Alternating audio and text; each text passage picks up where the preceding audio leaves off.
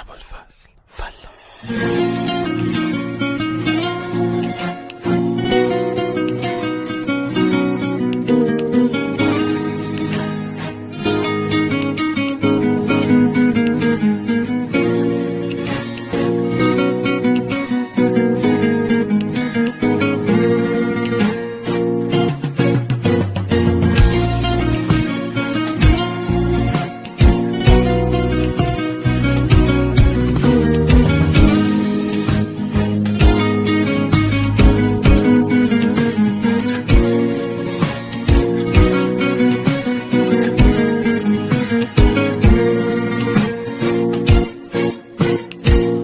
رفیق عاشق من، چرا سراغ اون که رفته رو داری بازم میگیری؟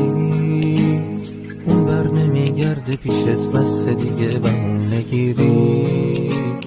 اگه به فکر اون باشی یه روزی از غصه میمیری.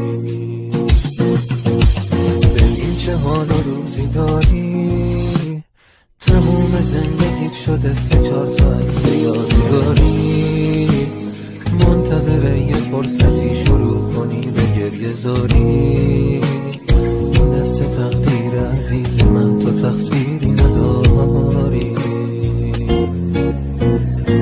رفیق عاشق من، چرا سراغ اون که رفته رو داری بازم میگیری؟ اون بر نمیگرده پیشت، بست دیگه بهونه گیری. اگه به فکر اون باشی یه روزی از غصه میمیری.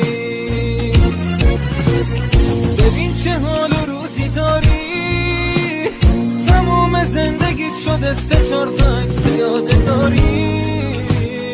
منتظر یه فرصتی شروع کنی به گریه زاری.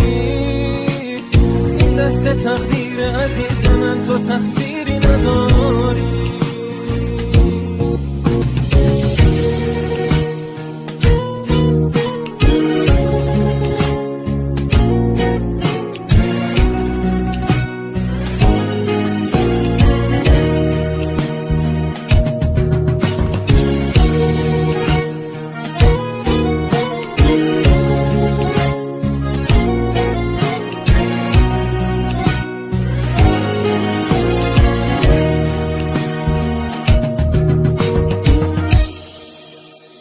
اونو فراموشش بکن، اون دیگه عشقتون نمیخواد دیگه، مثل قدیم اون سر قراراتون نمیاد. اون حالا با یکی دیگه نشسته و بهت میخنده، چشماشو رو به این همه گریه و زاریات میبنده. شروع به این همه گریه و زاریات میبنده.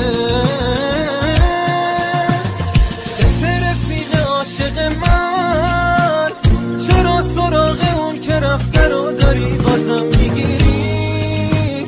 اون بر نمیگرده پیشت، بست دیگه بهونه گیری. اگه به فکر اون باشی یه روزی از غصه میمیری.